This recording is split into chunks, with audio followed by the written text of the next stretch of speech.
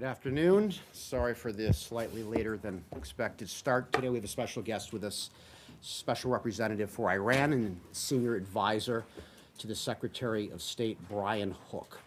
Brian has some remarks at the top that he'd like to make, and then we'll be able to take a few of your questions. Please.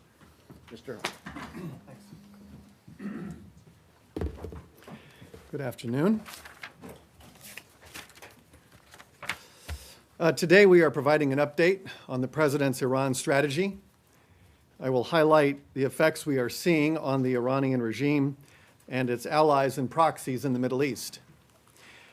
This briefing comes at a time when Iran is facing severe flooding.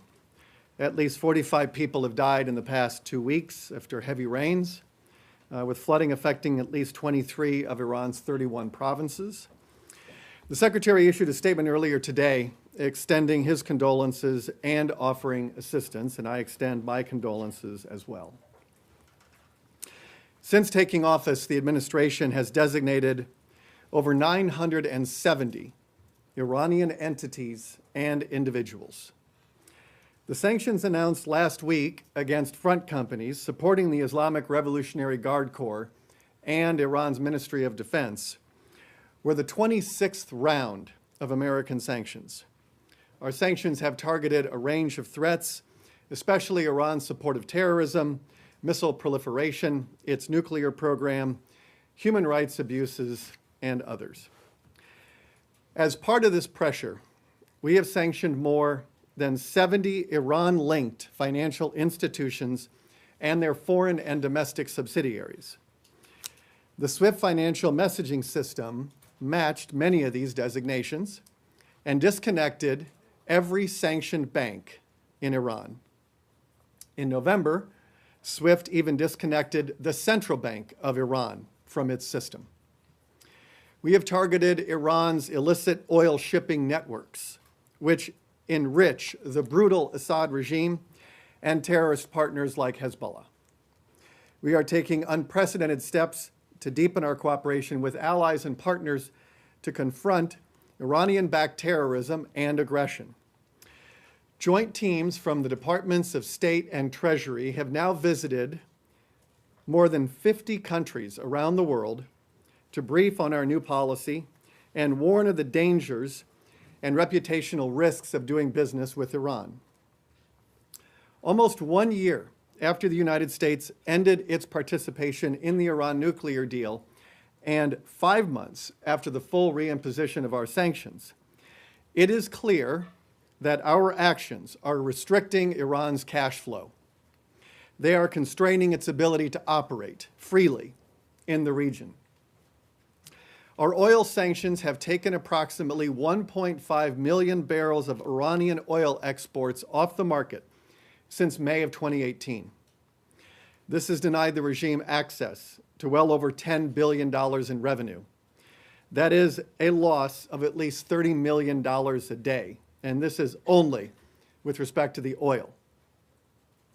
Iran would otherwise use this money to support its destructive and destabilizing activities. Because of our efforts, the regime now has less money to spend on its support of terrorism, missile proliferation, and on its long list of proxies. In November, we granted 8 waivers, oil waivers, to avoid a spike in the price of oil. I can confirm today that 3 of those importers are now at 0. That brings us to a total of 23 importers that once were purchasers of Iranian crude that are now at 0. With oil prices actually lower than they were when we announced our sanctions, and global oil and global production stable, we are on the fast track to zeroing out all purchases of Iranian crude. More than 100 major corporations withdrew from business in Iran. Companies like Total and Siemens have exited the Iranian market, taking with them billions of dollars in investment. Since the IRGC controls up to half of Iran's economy, this lack of investment means less money for the Quds Force and Iran's network of proxies. Our sanctions are draining Iran's support to its proxies. And for the first time in a very long time, They have less access to revenue to spread terror and militancy. In March, Hassan Nasrallah, the leader of Lebanese Hezbollah, publicly appealed for donations for the first time ever. He has been forced to undertake unprecedented austerity measures. There are reports that some Hezbollah fighters are receiving half of their pay and that others are only being paid $200 a month. Other Hezbollah employees report receiving 60% of their normal monthly salaries. A new analysis released last month by the Washington Institute corroborates these findings. Hezbollah has closed almost 1,000 offices and paused hiring of new personnel. The report further concludes that Hezbollah itself attributes this belt tightening to U.S. sanctions on Iran, which has historically provided the group with $700 million annually. That is 70% of Hezbollah's entire budget. Hezbollah is not alone in feeling the strain of American sanctions. Iranian proxies in Syria and elsewhere are experiencing a lack of funding from Tehran. Fighters are going unpaid, and the services they once relied upon are drying up. Last week, the New York Times quoted a Shia fighter in Syria who said that, quote, "the golden days are gone and will never return. Iran doesn't have enough money to give us." We are working with our allies and partners to make this the new norm. We have acted with them to disrupt Iran's illicit oil shipping operations. When we identified ships smuggling illicit Iranian oil for the Quds Force to support Hezbollah and the Assad regime, Secretary Pompeo dispatched diplomatic teams to work with our allies and partners to help prevent it. We have been working with countries on almost every continent to identify vessels of concern and disrupt their operations. More than 75 vessels involved in illicit activity have been denied the flags that they need to sail. Panama issued a presidential decree to pull registration and deflag Iranian vessels. Countries like Singapore, Sri Lanka, and Sierra Leone have exercised great diligence to disrupt these schemes and deny criminal Iranian entities access to flag registries, insurance, and classification. We thank each of these nations for their work. America has not acted alone to counter Iran's malign behavior. Our European partners pushed back against Iran after a foiled bomb plot in Paris and thwarted an assassination attempt in Denmark. In January, the European Union sanctioned Iran's Ministry of Intelligence and Security and 2 of its agents for their roles in these activities. The EU's recent Foreign Affairs Council passed conclusions in February that called out Iran's ballistic missile program. It also opposed Iran's malign activity in Europe, as well as its ongoing role in regional conflicts. Many European countries, including the United Kingdom, Germany, France, Denmark, the Netherlands, Albania, and Serbia, have acted to address the threat of Iranian terrorism on their own soil, whether by recalling ambassadors, expelling Iranian diplomats, eliminating visa-free travel, or denying landing rights to Mahan Air, as Germany recently did. All of these activities were undertaken after the U.S. exited the Iran nuclear deal, undercutting the narrative that the U.S. is alone in countering Iran's threats to international peace and security.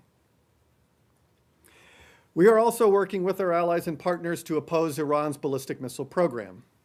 The United States, the United Kingdom, France, and Germany have repeatedly highlighted Iran's defiance of UN Security Council Resolution 2231, which calls upon Iran not to undertake any activity related to ballistic missiles designed to be capable of delivering nuclear weapons. We relayed our strong concerns to the UN Secretary General following Iran's launch of a medium-range ballistic missile in December and its attempted satellite launches in January and February. Just last week, the UK, France, and Germany wrote to the Secretary General again, underscoring their concerns with Iran's recent missile launches. We are confident that our shared assessment of the threat from Iran will continue to translate into even more shared action. Our sanctions are laying bare this regime's mismanagement and lack of transparency. Shortly after the president exited the Iran nuclear deal, Foreign Minister Zarif bragged that Iran would, quote, thrive under U.S. sanctions. His optimism was misplaced. A few months later, the supreme leader said that the regime is under, quote, unprecedented pressure, end quote. President Rouhani has since said Iran faces its, quote, most severe economic crisis in 40 years. This economic crisis is largely of the regime's own making because it has prioritized expanding the revolution abroad over sound economics at home. Living conditions have barely rebounded to pre-revolution levels. For most Iranians, the promises of the revolution never materialized. This is why the hashtag 40 years of failure was a popular hashtag inside Iran during the regime's 40th anniversary. Today, there are reports that indicate Iran's economy is in recession. The rial has lost 2/3 of its value. The IMF predicts Iran's economy will contract by as much as 3.6% in 2019, and inflation hit a record 40% in November, with inflation for goods at 60%. It is likely to be much higher than that today, but it is difficult to know because the Central Bank of Iran stopped publicly reporting inflation back in December. What is the CBI hiding? More than 70% of the Iranian public see the economy as bad or very bad, and 60% say it is getting worse. The Iranian people know whom to blame for reduced wages, lost savings, and a reduction in their purchasing power. A 2018 poll conducted by Iran Poll found that nearly 2/3 of Iranians blame the regime for mismanagement and corruption and for the country's economic woes. Less than 1/3 blamed sanctions or international pressure for the current state of affairs. This has not stopped Iran's leaders from deflecting blame for their own corruption and mismanagement, but the Iranian people know that their government's policies are the root cause of Iran's worsening economy. There are already whispers throughout the Iranian medical community that the regime is hoarding drugs and other medical products that they can then sell at marked up prices for profit. The Iranian people view their government with such skepticism because the regime has lost all credibility. I've discussed at length how our pressure is depriving the Iranian regime of the resources it needs to sustain its tactical operations. I want to close briefly by discussing the broader strategic implications this has for the region. As we increase pressure, we are creating new opportunities for peace and stability in the Middle East. First, our pressure is aimed at reversing Iran's strategic gains. From roughly 2007 through 2016, Iran was able, for a variety of reasons, to deepen its support of proxies and entrench itself in regional conflicts without facing negative consequences.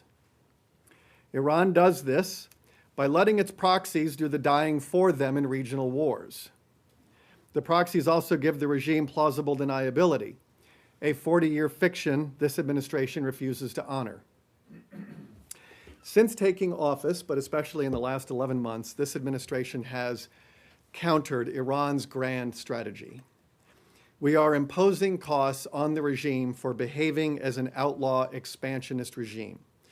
The regime is weaker today than when we took office 2 years ago. Its proxies are also weaker. Unless the regime demonstrates a change in policy and behavior, the financial challenges facing Tehran will mount.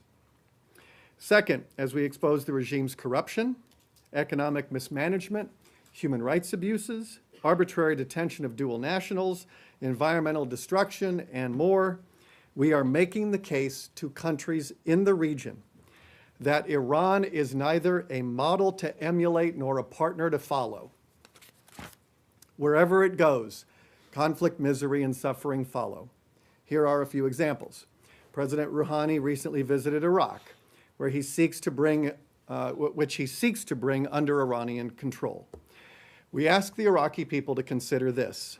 Given how Rouhani treats his own people, just imagine how he will treat you. The effects of Iran's meddling have been felt most sharply by the region's innocent civilians. Men, women, and children are casualties of Iran's dangerous expansionism almost every day. In Yemen, Iran has helped fuel a humanitarian catastrophe by backing the Houthis. Its support has prolonged the conflict well beyond what makes any sense at all. In Syria, Iran has abated and abetted Assad's brutal war machine, as that machine has killed hundreds of thousands and displaced millions of civilians. Under the cover of the Syrian war, the IRGC is now trying to plant military roots in Syria and establish a new strategic base to threaten Syria's neighbors, such as Israel. In Lebanon, the Iranian regime's obsession with using Hezbollah to provoke conflict with Lebanon's neighbors threatens the safety of the Lebanese people. IRGC backing enables Hezbollah to use murder, terrorism, and corruption to intimidate other Lebanese parties and communities. In Iraq, I can announce today, based on declassified U.S. military reports, that Iran is responsible for the deaths of at least 608 American service members. This accounts for 17% of all deaths of U.S. personnel in Iraq from 2003 to 2011. This death toll is in addition to the many thousands of Iraqis killed by the IRGC's proxies. Third, rolling back Iran's power projection will make it easier to address other regional challenges. Many intellectuals and diplomats over the years have argued that without progress on the Israeli-Palestinian conflict, there can be no progress on other conflicts. This has been referred to by some as linkage, the idea that resolving peace between Israel and the Palestinians was necessary to resolve other flashpoints. However, the Middle East of today challenges this theory of linkage. In fact, what we are seeing more and more is a kind of reverse linkage. Addressing the threats posed by Iran is a precursor to helping resolve other conflicts. When we look at the challenges in the region, from the peace process to conflicts in Syria and Yemen, to violence in Bahrain and Iraq, Iran's operations lie at or very near the heart of the problem. It supports Palestinian terror groups like Hamas that undermine the aspirations of the Palestinian people. It exports missiles and terrorist know-how to the Houthis in Yemen, who in turn threaten neighboring countries. It threatens the war, it perpetuates the war in Syria by propping up the Assad regime. Nowhere in the region are peace and prosperity compatible with Iranian influence and support. The Islamic Republic is linked to these crises in a way that compounds suffering and prevents peace and stability from getting a better footing. Iran can no longer be allowed to play the role of chief spoiler. Our pressure is making it harder than ever before for them to do that. Secretary Pompeo will continue to use all the tools at our disposal to press the regime to change its destructive policies for the benefit of peace in the region and for the sake of its own people, who are the longest suffering victims of this regime. As we have done from the start, we will continue to call on all nations to join us in restoring the basic demands on Iran to behave like a peaceful nation. This includes ending its pursuit of nuclear weapons, stop testing and proliferating ballistic missiles, stop sponsoring terrorist proxies, and halt the arbitrary detention of dual citizens.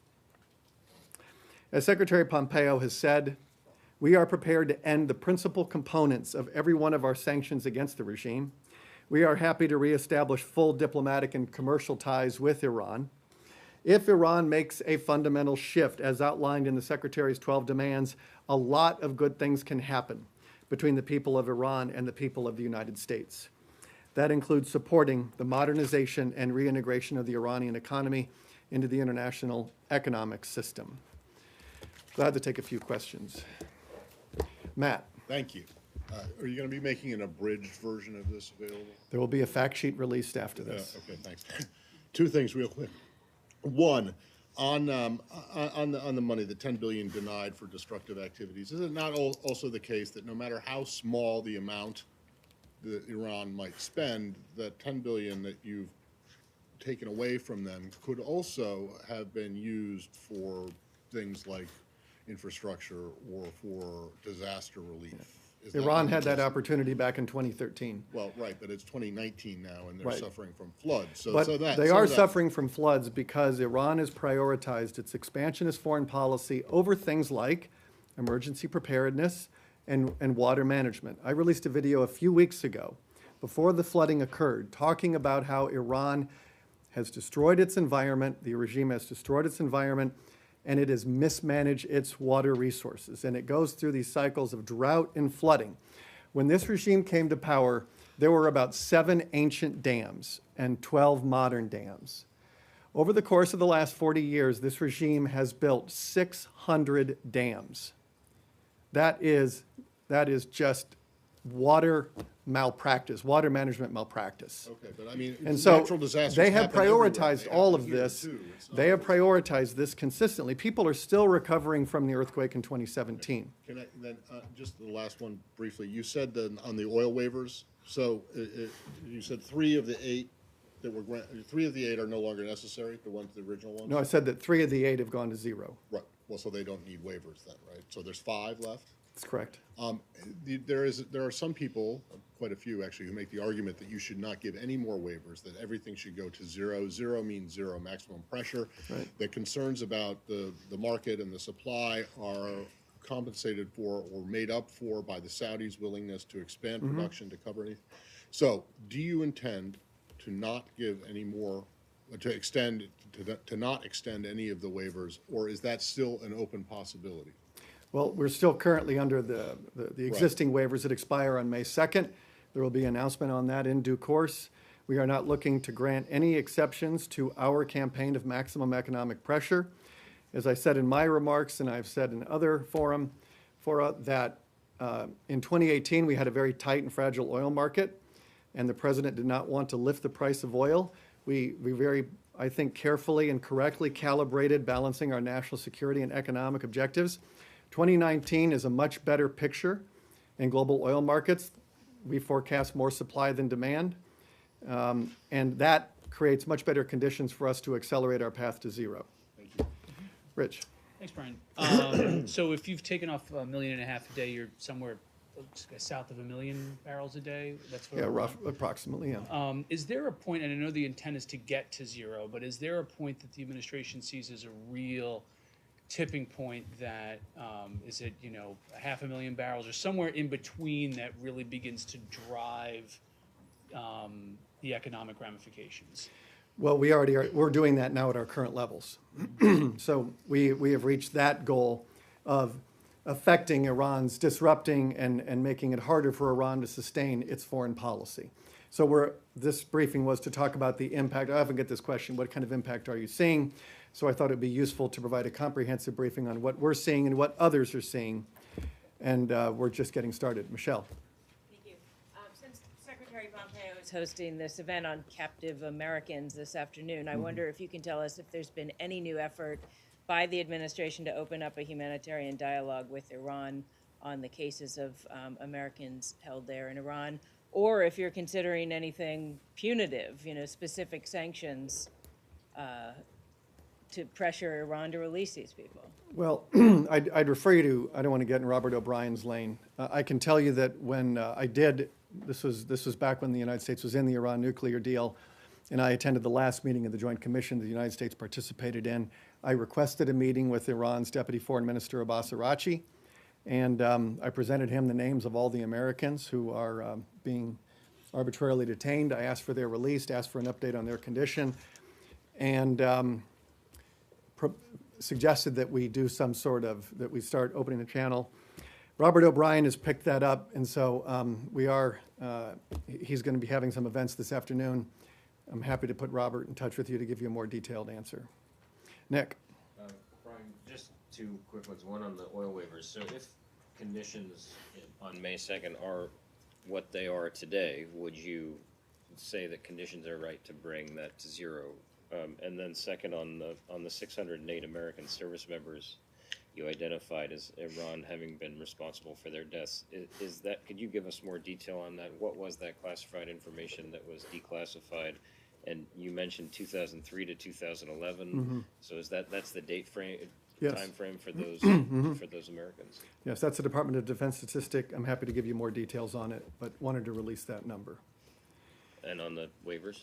I already answered the waiver question. But I mean, if today, given what you mentioned about the oil market and the fact that it seems to be well supplied and oil prices are relatively low, would you feel comfortable bringing waivers to zero?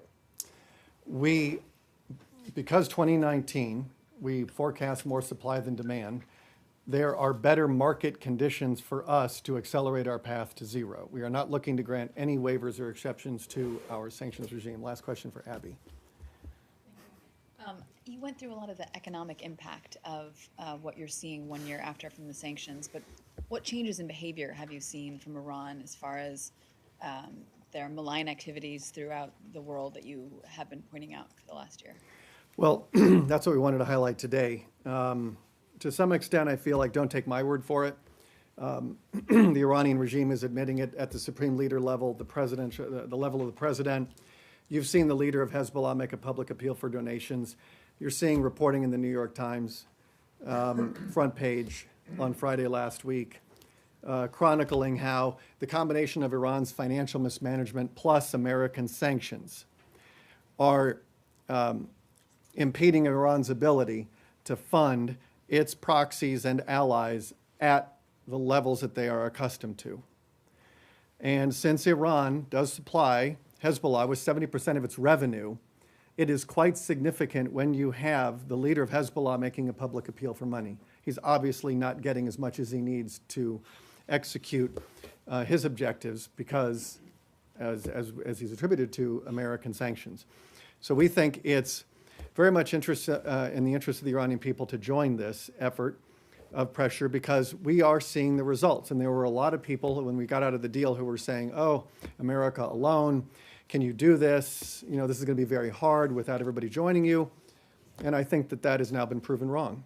We're only 5 months into the reimposition of our sanctions, and we are now already seeing these effects that are being reported by others, not by us. And so we think, as I said, we share the same threat assessment with so many, with countries in the Middle East, with our European partners.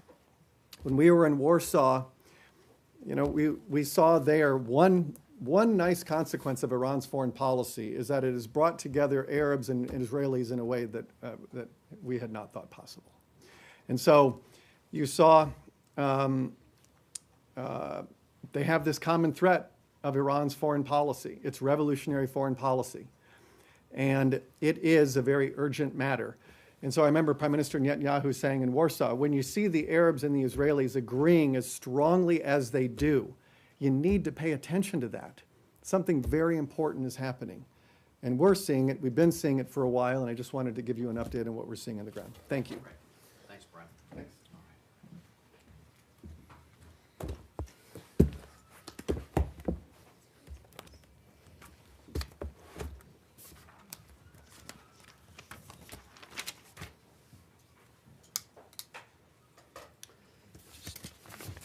Hi, everyone. Something for the top. The United States is deeply concerned by the government of Burundi's decision to extend indefinitely the suspension of broadcasts by the Voice of America and to revoke the operating license of the British Broadcasting Corporation. This decision raises serious concerns for the freedom of expression enshrined in Article 31 of Burundi's constitution, as well as for Burundi's international human rights obligations. We call on the government to rescind its decision, and we urge the government of Burundi to allow all journalists to operate in an environment free from intimidation. A free and independent media is indispensable to a vibrant, functioning democracy and to free and fair elections in 2020. With that, I'd be happy to take some questions. You sound subdued for some reason.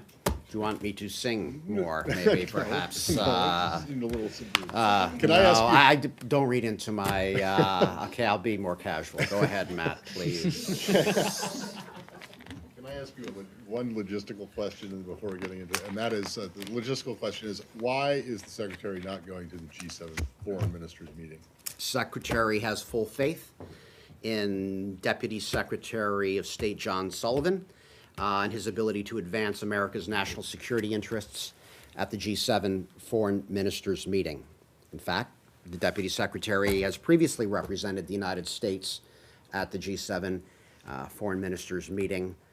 And as you know, beginning today, the Secretary will host all NATO allies for a 2-day NATO ministerial.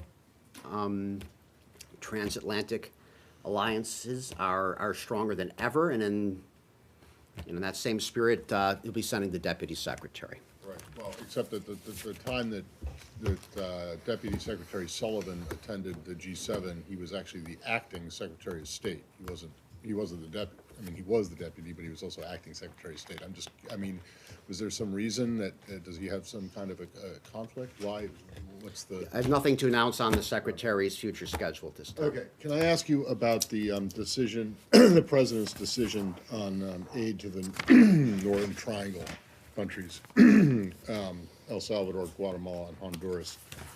I'm curious to know what kind of decision-making process or planning went into this, and how much money is actually going to be affected. It seems to me the President went on at length about this in his meeting with the NATO Secretary General, and he said that he understood what the money was for. But this administration has made a big push for countries that receive U.S. assistance to agree with it or vote with it at the United Nations, et cetera.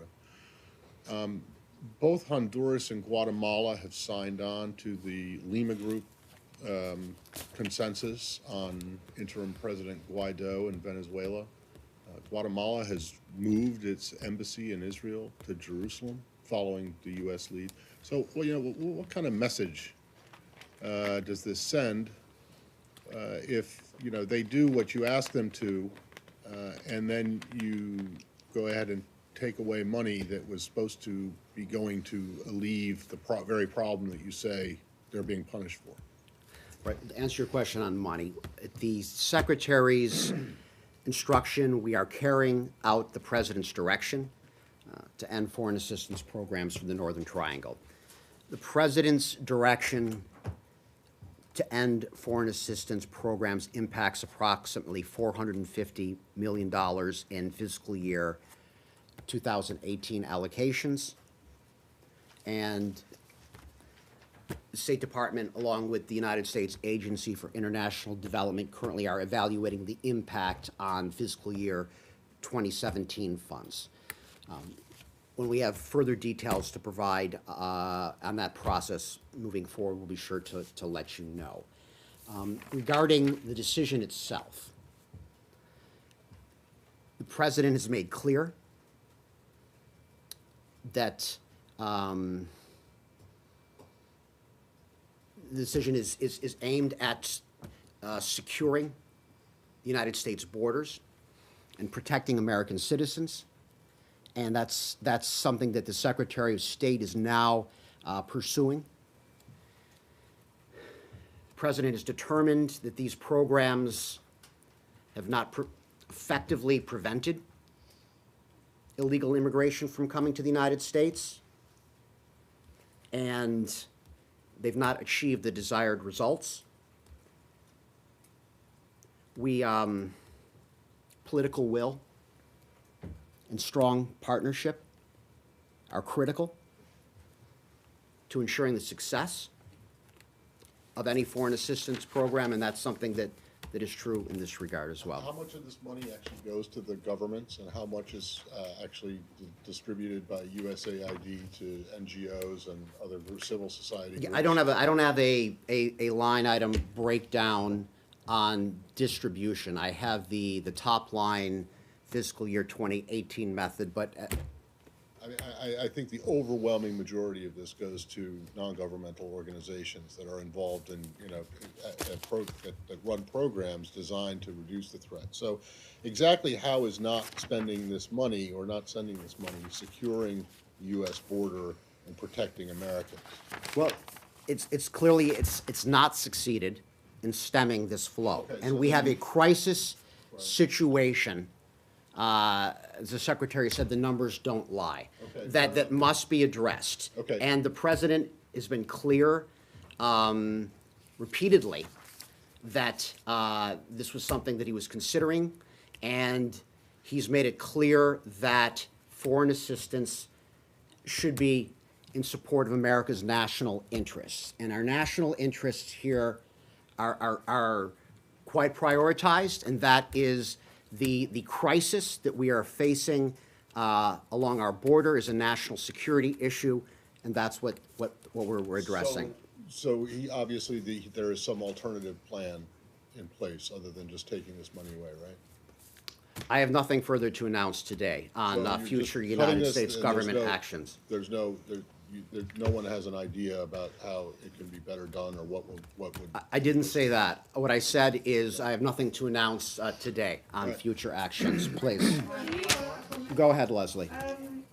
Robert, as far as I understand, the State Department has to notify Congress of its decision to suspend this aid. Have you done that?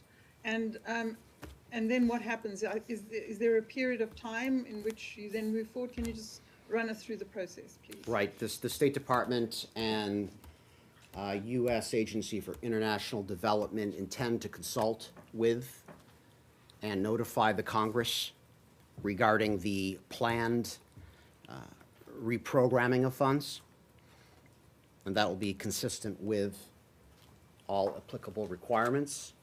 When will that happen? We are engaging Congress. You are engaging? We are engaging So Congress. currently, the State Department is talking about this plan with Congress. We are engaging the Congress, and we intend to pursue additional consultations with, and eventually the notification too. And on the amount, you mentioned you had at least one number, because there have been a number of different amounts reported out there, because some of it might be fiscal year 17 money that could have been spent or wasn't spent. Can you break it down as much as you can? I can't at this point. The process is complicated. And that said, when we have those numbers and further details, we will be able to provide them at that point. The number that you have is what? You said you have a Fiscal year 2018, we're able to provide a specific number, and that's $450 million. We're on eight. Let's go to CBS, please. Thank you. Can you, more explaining, but can you say, I understand it's reprogramming, but what the authority is that you're using to do this? Is it just reprogramming, or does it have to do with the clause in the appropriations bill that gives the secretary oversight for foreign aid to these 3 countries specifically? My other question is, obviously, most of foreign aid goes through state and USAID, but not all of it. There's over 20 government agencies that deal with foreign aid in some form. Will this apply to all that aid, and will this apply to programs for the Millennium Challenge Corporation, which have hundreds of millions of dollars with programs in those 3 countries? I don't have any specifics on the second part of your question. Regarding the first part, the funds will be reprogrammed consistent with all applicable requirements regarding congressional consultation and notification. Beyond that, I don't have anything further. I have one more. One more, go ahead, Abby, please. As I understand it, the law works as such that Congress has to approve that reprogramming. Given that the congressional reaction so far, it seems they're not supportive of withdrawing that foreign assistance generally. If Congress insists that the reprogramming that is suggested is not something they support, is the State Department willing to see that money go back to Congress and not be spent? I don't want to engage in a hypothetical, but what I would say is that the president's decision is clear. And the Secretary of State has ordered us to march forward. We were going to continue to do that, and we intend to consult with and notify Congress as is appropriate. 5. Let's play. Last one. This is the last one on this subject. I don't have much more. Go ahead. Let's talk a little bit about what the president sees as the motivation for those three countries. Does he believe that those Northern Triangle countries are insufficiently committed to the idea of stopping these migrant flows, that they want to stop them, but they have not been able to? And what do they say in their conversations when the U.S. government asks why they've been unable to stop these migrant flows? I don't have anything to report on what they're saying to the White House, if I understand your question Well, I mean, I correctly would here. assume some of those conversations would happen through the State Department as well, or through the embassies, where when the president made that threat some time ago to stop aid, there would have then been some sort of conversation where they would say, listen, I mean, do you have a sense of their intent? Do you believe that they have shown insufficient commitment to the work of stopping these? What I would say migrant is we flows? need these countries to continue making the tough reforms that are necessary. Stop there. Let's move on. Go ahead, Lori, please. Venezuela's foreign minister visited Ankara yesterday, and he reiterated Turkey's support, quote, in all fields for Venezuela, to quote the Turkish foreign minister. What is your comment on that?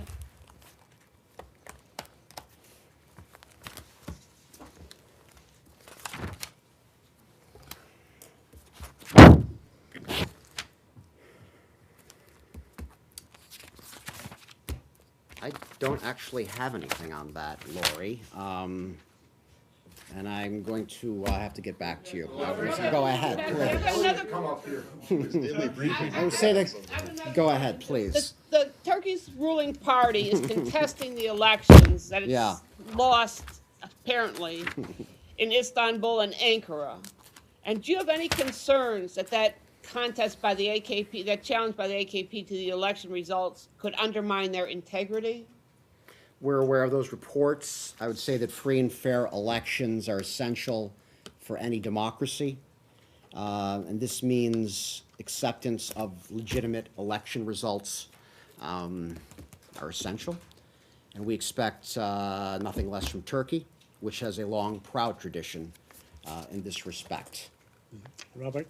And to go back to your first question, sometimes our organization is lacking, Lori. I do have a response to your question, and I apologize. Regarding the visit itself, I would say that we call on all other governments to recognize interim President Juan Guaido and to take steps to prevent Maduro from further stealing Venezuela's wealth.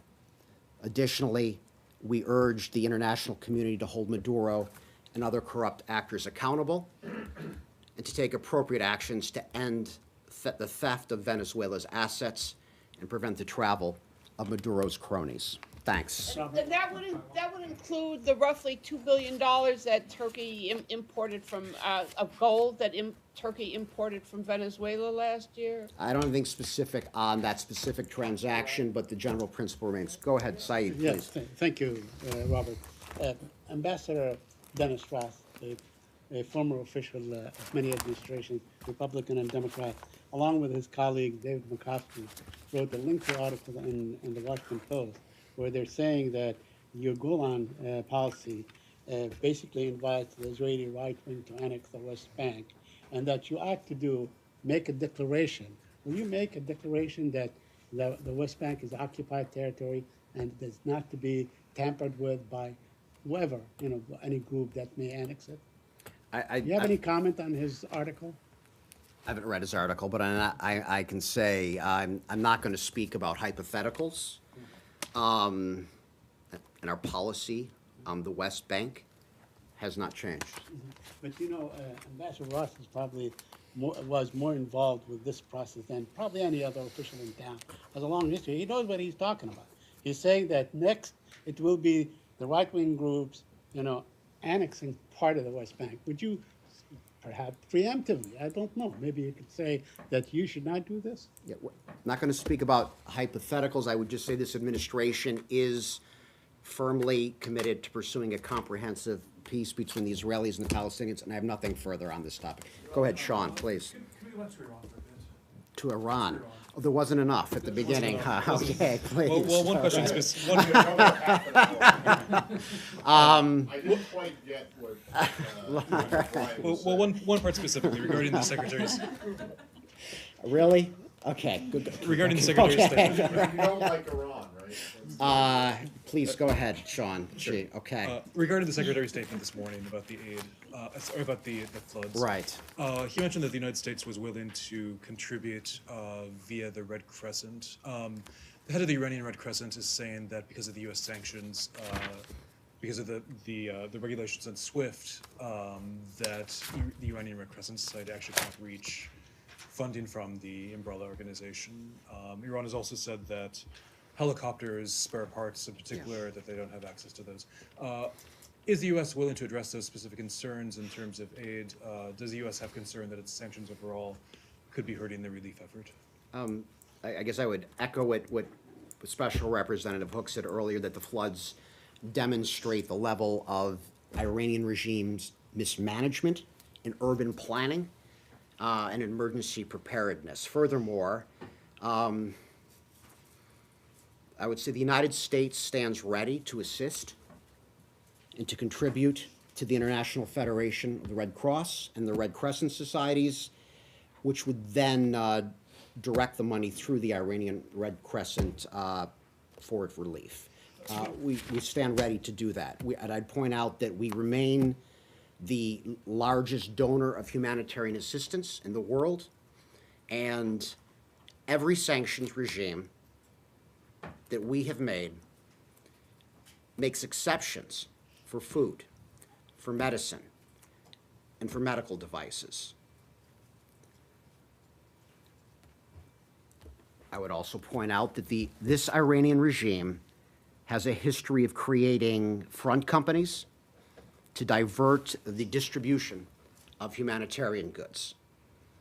And financial institutions around the world know of this track record. They know of this history of deceiving banks when it comes to regards to the sale of humanitarian goods. So the burden is on Iran here to open up its dark economy so that banks around the world have more confidence that when they facilitate in humanitarian transactions that the humanitarian goods will actually reach the people.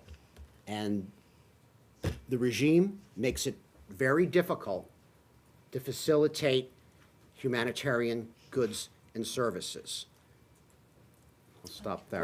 NATO? Is the administration's position that all natural disasters everywhere are caused by that government's mismanagement of emergency preparedness and water management? Absolutely not. Brian Hook Only- spoke only earlier. Iran. No, please. Brian Hook spoke specifically earlier about the environmental degradation that has been wreaked across the Right, no Iranian doubt, regime. But natural disasters happen everywhere, including in this country. And of course, and And our it's not always the fault of we would mismanagement. never insist that they are, and we have offered our condolences because at the end of the day here, we are extremely sympathetic for the victims of this recent flood.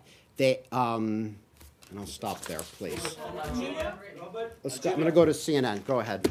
Okay, so since burden sharing is on the agenda again, can we expect to hear the same kinds of statements from the administration strongly urging or hounding NATO allies to contribute more? Or would you say that given the progress that has been made, the administration is now satisfied with who's on track and who's not? I don't want to get ahead of the ministerials that are coming, but burden sharing is definitely a priority for this administration. And while we're on track, we're on track. When we're not on track, you can expect there to be further discussion, encouraging more progress on this regard. In the State Department's view, how many countries meet the 2% GDP contribution to their defense? I don't have all the facts in front of me on the statistics in that regard, so I don't want to misspeak at this point. Let me go to Cindy, please. Yeah, with the summit about to get underway, how big an issue will be the tensions with Turkey over their purchase of the missile defense system from Russia? And what are you hearing from other countries? Do other countries, NATO allies, support the U.S. position on this? Yeah. I guess I'd say at the top, I mean, if we're talking about NATO in general, this is an old organization that certainly has had challenges previously, things that we've had to work through. It's a pretty resilient organization, and we are, it's the most successful alliance probably in the history of the world, for that matter, and it's something that we continue to take, that remains at the core of our national security, and it's something that's being prioritized and will continue to be a priority for the United States. Regarding the specific sales that you're referencing in regards to Turkey, we've been, no surprise here, we've been pretty clear on these issues for some time right now, and specifically the procurement of the S-400 would put Turkey's continued participation in the 14-nation F-35 program at risk. And so what you saw yesterday was the Department of Defense announcement that as discussions on this matter continue, it would be taking prudent steps to protect the shared investments made by the United States and our allies, including Turkey, in these critical defense technologies. And DoD announced that pending an unequivocal Turkish decision to forego delivery of the S-400, that deliveries and activities with the stand-up of the Turkey's F-35 operational capability have been suspended, and secondary sources of supply for Turkish producement parks are in development. That was the announcement that they made yesterday. So, again, this is not new. This is something we've spoken about a lot from the State Department, and here we are. Are you hearing from other NATO allies about how they see this dispute? Or Nothing nothing disclosed from the podium. We'll be taking a look at all kinds of issues that impact NATO's readiness this week. All right, let's stay on topic. Go ahead. So Turkish Foreign Minister Mevlut Çavuşoğlu is arriving in Washington for the summit, and he's expected to meet his American counterpart, Secretary Pompeo.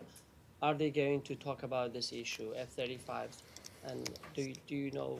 Yeah, Can you say I anything don't about have any bilateral meetings to announce today to talk about, but I'll leave it at that. Please go ahead, Jenny. Please. Thank you. North Korea.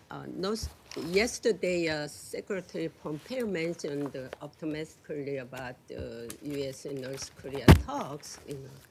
Are there any signal that North Korea will resume its summit again?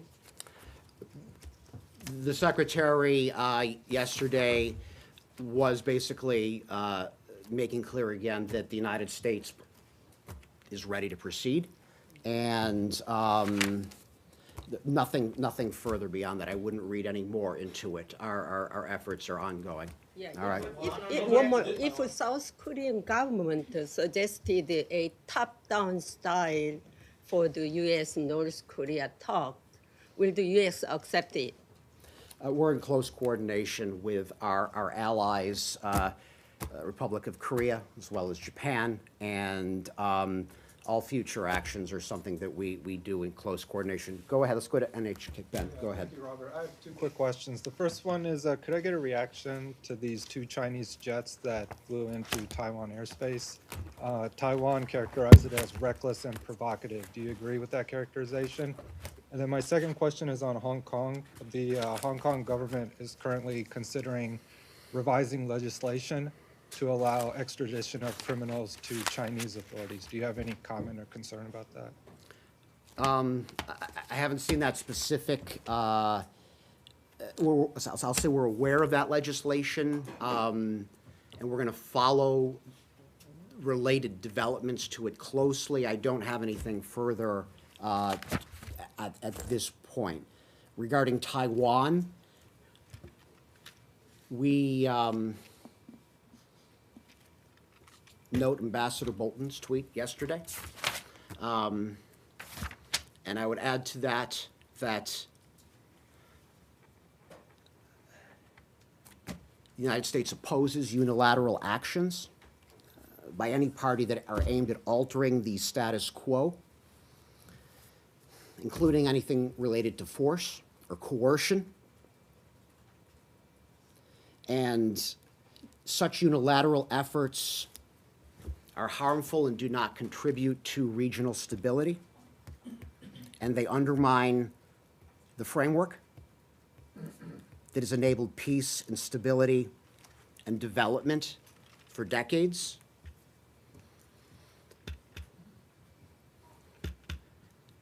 Beijing should stop its coercive efforts and resume dialogue with the democratically elected administration on Taiwan. I'll stop there, please. Would you say that that policy extends beyond the Taiwan Strait to other places? I need more specifics. I don't Well, you understand said the the U.S. question. opposes unilateral actions that affect the status quo, and I'm just wondering that applies there to the Taiwan Strait, but does it apply elsewhere, say perhaps the Middle East, where this administration has taken numerous unilateral steps that affect the status quo? And if you apply the same principle, you would, in fact, oppose the steps the administration has taken. Is that not correct? Yeah, we've got different fact scenarios, and we've got that we're dealing with different actors in the region, and we take the world as we find it, and we're not looking for it. Go ahead, Michelle, please. Do you have any comment on the resignation of the Algerian president after 20 years? Yeah, I in saw power? that was just broke. I mean, I'm aware of that. I don't have any specific reaction other than we continue, for the United States, questions about how to navigate this transition in Algeria. That is for the Algerians people to decide, and beyond that, I don't have anything further at this point. Okay, let's go to India, please, Tajinder. Yeah, do you have any official reaction to India's anti-satellite missile test, as the NASA chief has said has called it a terrible, terrible thing to create? Yeah, I think we spoke a little bit about this last week, but as we said previously, we have a strong strategic partnership with India, and we will continue to pursue shared interests in space and scientific and technical cooperation with India, and that includes collaboration on safety and security in space. Now, the issue of space debris, that is an important concern for the United States. And I would say that we took note of the Indian government's statements that the test was designed to address space debris issues. And I'll stop there. And go ahead, Virginia, please. We need to wrap this up. Are Go you ahead. just sending any kind of any election monitors to this general elections in India from? I'm not aware of anything in that regard. And guys, I'm sorry, but we have to go. I gotta go. Has she ended her role at the State Department officially now? Heather no longer works for the State Department. She's been a great colleague. Thanks. All right. I know. I really gotta run. What is I this really thing? gotta- Well, I don't understand what this thing is. Is there some